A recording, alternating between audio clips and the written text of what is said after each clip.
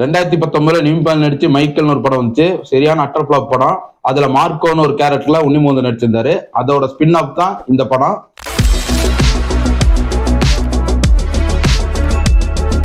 அதே டைரக்டர் அனீஃப் அதானி தான் இந்த படத்தை டைரக்ட் பண்ணியிருக்காரு.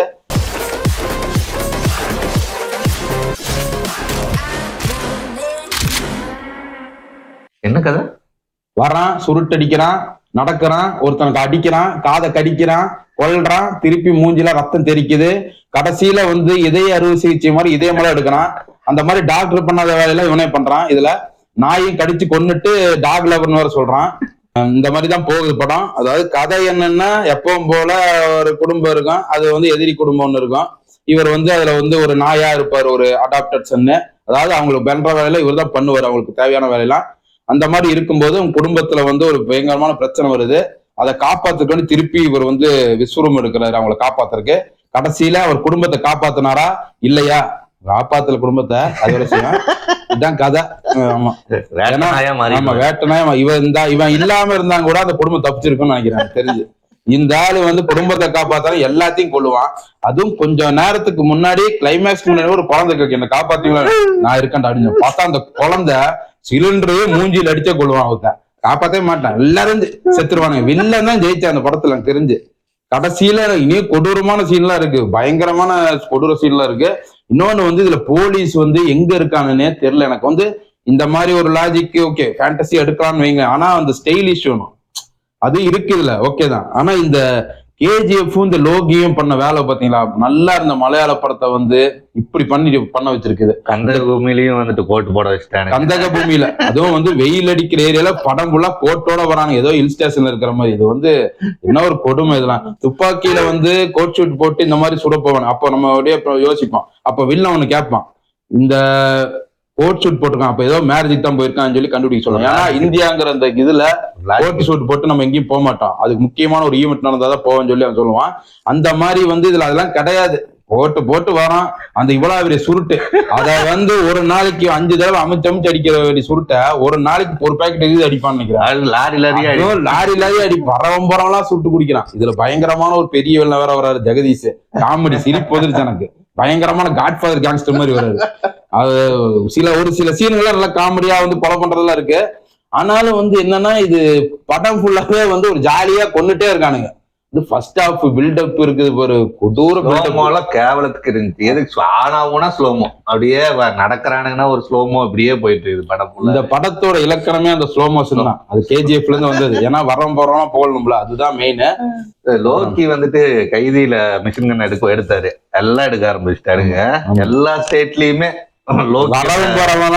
மிஷின் கன் எடுத்துட்டு ஏதோ பண்ணிட்டு இருக்கானு, அது என்னன்னே புரியல. அந்த கோவால வந்து இந்த லைட் துப்பாக்கில சுத்திட்டு இருப்பான், அந்த மாதிரி வரம்போறவெல்லாம் மிஷின் கன்னோட சுத்துறான். அதுல ஒரு அல்டிமேட் என்ன தெரியுமா, பாம் எடுத்து போடுவானுங்க, 2 பாம். அதுவும் வந்து இவ்வளவு கிரானைட் நான் பார்த்ததே இல்லை, நான் இவ்வளவு பெருசு போடுவானுங்க. அந்த மாதிரிலாம் இருக்கு காமெடி சீன்ல. இதுல காட்ஃபாதர், அதாவது வந்துட்டு வீட்டுக்குள்ள பிரசவம் பாக்குறது வந்து காட்ஃபாதர் படம். அப்புறம் பாத்தீங்கன்னா old boy, nice of the devil, எல்லாம் கலந்து கட்டியிருக்காங்க. நம்ம ஆளுங்க என்ன வந்து தப்பு பண்றாங்கன்னா, கொரியன் மூவி பாக்குறாங்க, குவிண்டின் டரண்டினோ மூவி பாக்குறாங்க, இந்த மாதிரி நிறைய படங்கள் பாக்குறாங்க.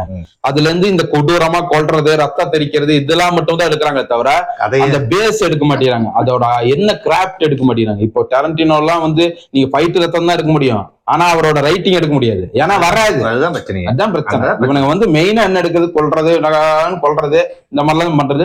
இதுல இன்னொரு வித்தியாசமான ஒண்ணு என்னன்னா, ஒரு குழந்தைய காப்பாத்துறான் ஒருத்தன், அவன் வந்து அப்படியே வெளியே குழந்தைய தொப்புள் கூட எடுத்து போறான். சாகாதான்னு தெரியல எனக்கு, என்ன இந்த டாக்டர் யாராச்சும் சொல்லலாம் பரவாயில்லன்னு நினைக்கிறது.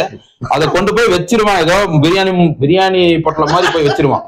அப்படியே வந்து அது வந்து சாகாம இருக்கிற குழந்தை, எல்லா குடும்பமெல்லாம் அழிஞ்சு போய் இந்த குழந்தைய மட்டும் கொண்டு போவான். அது போகும்போது செத்துரும், போகும்போது எங்கேயோ வீசிட்டு போயிடுவான்னு நினைக்கிறேன். அப்படிதான் தெரிஞ்சு எனக்கு. என்னன்னா இவனுக்கு வந்து கொல்ல பண்ணி விட்டானுங்க, இவன் போயிட்டு மறுபடியும் பண்ணும்போது பெருசா இம்பாக்ட் ஆகல. அது ஏன்னா அவனுக்கு நல்லா பண்ணி திருப்தி ஆயிட்டானுங்க. வில்லனுங்க வந்து ஜெயிச்சானுங்க இதுல. எனக்கு தெரிஞ்சு அவனுக்கு எல்லாருமே செத்தாலும் இவன் குடும்பம் ஒண்ணுமே இல்லை, ஒரு துளியும் கிடையாது. அந்த மாதிரி வந்து இருந்தது. இதுல என்னன்னா, இந்த மாதிரி கதைகள்ல வந்து எப்பவுமே ஒரே ஒரு இது வரும், என்னன்னா இந்த ஓனாய் மாட்டுக்குட்டியில அப்படிதான், அவன் வந்து அந்த குடும்பத்தை காப்பாதான் போவான், ஆனா இவனாலதான் குடும்பமே சாகும். இந்த மாதிரி வந்து ஒரு ஐரனியா இருக்கும் இந்த மாதிரி படங்கள். இது வந்து எப்படிதான் சொல்ல வரான்னு புரியல. இவன் அந்த குடும்பத்தை காப்பாதான் வெளியே போயிருந்தாலே அந்த குடும்பம் நீட்டா நல்லா முடிஞ்சிருக்கும். அந்த முடிஞ்சது. தங்கத்தெல்லாம் கொடுத்து எல்லாம் சாகாம வந்திருப்பானுங்க. ஆமா. அந்த மாதிரிதான் போயிருக்கும். இன்னொன்னு வந்து பாத்தீங்கன்னா பகவதி கதையும் உள்ள வருது. அதே மாதிரி பிரெக்னன்ட் லேடி, அதை காப்பாத்துற ஒரு அண்ணன், இந்த மாதிரியும் போகும். அப்படியே குழப்பி அடிச்சு ஏதோ பண்ணிருக்கானுங்க. ட்விஸ்ட் இல்ல, என்ன ட்விஸ்டே இல்ல, படம் ஃபுல்லா கூடயே இருக்கிறானுங்க. படம் ஃபுல்லா கோட்டு படத்துல வர மாதிரி ட்விஸ்ட் தான். இதுல வந்து இது ஃபைட் கிளப் மாதிரி. இன்னொன்னு வந்து ஃபேண்டசி இருக்குன்னு முடிவு பண்ணாலும் இது வந்து கொஞ்சம் கூட ரிலேட்டடே ஆகல. வரவன் போறவன்லாம் ஃபைட் கிளப், WF எல்லாம் பண்றதா கொஞ்சம் கூட கனெக்டே ஆகல படம். அந்த மாதிரிதான் இருந்துச்சு. இப்படியா இருந்தது வந்து ஆக்ஷன் சீன்ஸ் தான். அது நல்லா இருந்துச்சு. அது அதை மட்டும் வச்சுட்டு வந்து ஆக்ஷன் சீன்ஸ் வந்து நல்லா தான் எடுத்திருந்தானுங்க. உன்னி முகுந்தன் வந்து பெர்ஃபெக்டா இருந்தான். அதாவது வந்து யாஷ் மாதிரி இதுல வந்து ஒரு அனிமல் மாதிரி இருந்தாப்ல. நல்ல பாடி, பல்கா இருக்கு, நல்ல பல்கா இருக்காரு. இவர் வந்து பாத்தீங்கன்னா ஒரு ஐயப்பன் படத்தை நடிச்சிருந்தாரு. அதுல ரொம்ப சாஃப்ட் நேச்சரா ஒரு குழந்தை மாதிரி. இதுல அப்படியே நேர இதெல்லாம் நடிச்சிருக்காரு. இவரோட ஆக்டிங் ஸ்கில்ல காமிச்சிருக்காரு. ஆமா ஆமா. அது வந்து ஒரு பயங்கரமான மேட்டர் தான் அது. இன்னொன்னு வந்து பாத்தீங்கன்னா இது 50 கோடி வசூல் இருக்கு. இட்டு படம், செம இட்டு படம். ரைபிள் கிளப்போட இதுதான் இட்டு. ஆனா இதெல்லாம் எப்படி இட்டாச்சு? இதுதான் இப்ப வந்து மனநிலை. இப்ப இருக்கிறவங்களோட மனநிலை என்னன்னா, இந்த கேம் பாயிண்ட் ஆஃப் வியூல தான் படமே இருக்குது. எல்லாம் அடிச்சு அடிச்சு கொண்டுட்டே இருக்கணும். அதுதான் வந்து இப்ப இருக்கிற மனநிலை. அதை வந்து இவன் கரெக்டா புடிச்சு எடுக்கிறான். ரத்தம் தெறிக்க ஒரு படம் மாதிரி. உண்மையாலுமே இப்ப இருக்க ஜெனரேஷனோட மனநிலை இதுதானா, இல்ல இவனுங்க வந்து இவங்களுக்கு இதுதான் பிடிங்க எடுக்கிறான்னு தெரியல. ஆனா இப்படி எடுத்தாலும் அந்த படம் ஓடுது. இப்போ எக்ஸாம்பிள் புஷ்பாவும் அதே மாதிரிதான். இது வந்து என்ன மாதிரி ஒரு மனநிலைன்னு தெரியல. அடிச்சு கொண்டுட்டு வீசிட்டு போயிட்டே இருக்கணும். ஸ்டைலிஷ் இந்த மாதிரியே போயிட்டு இருக்கு. இது எங்க போய் முடியும் தெரியல. இது இன்னொன்னு பாத்தீங்கன்னா இந்த படம் பிக் பி மாதிரியே இருந்துச்சு, மம்முட்டி படம். அந்த மாதிரி அதுல வந்து பாத்தீங்கன்னா ஸ்லோமோ ஜாஸ்தி, அமல் நீராடோடுது. ஆனா அதுல இந்த மாதிரி வந்து வன்முறை காட்சிகள் இருக்காது. அது வேற மாதிரி இருக்கும். அதே மாதிரி இந்த படம் இருக்கு. இது வந்து மியூசிக் வந்து பாத்தீங்கன்னா KGF மியூசிக் ரவி பஸ்ரு தான் போட்டுருக்காரு. அது இது மாதிரிதான், லியோ மாதிரிதான் இருந்துச்சு. லியோ தான் அந்த டைட்டில் எல்லாம் வந்து லியோ தான். அது அப்படியே வந்து மியூசிக்லாம் பயங்கரமா இருந்துச்சு. ஆனா ஆமா, கொரியன் படம் தான் இவனுங்க. இந்த பிட்டர் ஸ்வீட் எல்லாம் அந்த ஃபைட் இல்ல bittersweet life, eyes of the devil பார்த்தாலும் அதுல ஒரு மேட்டர் இருக்கு. சரியான மேட்டர் இருக்குது அதுல. அது வந்து மேட்டருங்க மீன்ஸ் நல்ல மேட்டர் சொல்றேன், நீங்க நினைக்கிற மேட்டர் இல்ல. அதாவது அதுல பேஸ்னு ஒண்ணு இருக்கு, ஒரு கிராஃப்ட் இருக்கு. பிட்டர் ஸ்வீட் லைஃப்ல வந்து ஒரு படம். அது வந்து பாத்தீங்கன்னா அது வந்து சாதாரண படம் கிடையாது, ஆக்ஷன் படம். அதுக்குள்ள நிறைய லேயர்ஸ். அந்த மாதிரி இவனால எடுக்க முடியாது. இப்படியேதான் அடிச்சுட்டு கொண்டுட்டு தான் இருப்பானுங்க. இதுல வந்து ஒரு பாத்தீங்கன்னா ஒரு கொலைகாரன் வந்து ஒரு டாக்டர் மாதிரி செயல்படுறாரு. ஆர்ட்ல எடுக்கிறாரு, நெஞ்சுக்குள்ள கை விட்டு என்னென்னமோ எடுக்கிறான். அவன் பாட்டுக்கு எடுத்துட்டே இருக்கான். அவனை வந்து கத்தி எடுத்து ஷோல்டர் எல்லாம் குத்துறானுங்க. அதெல்லாம் வந்து கையே தூக்க முடியாது ஒரு வருஷம்.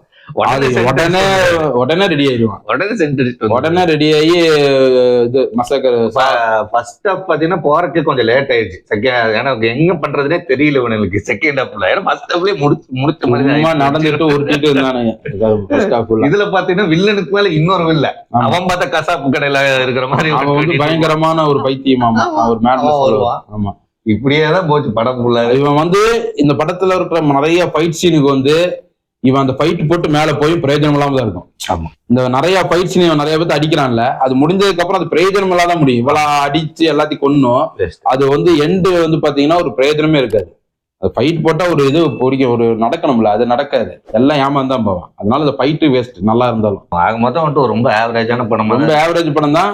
ஆனா எல்லாரும் பாக்குறானுங்க. தியேட்டர்ல ஓடிட்டு இருக்கு, அவருக்கு வந்தா போய் பாருங்க.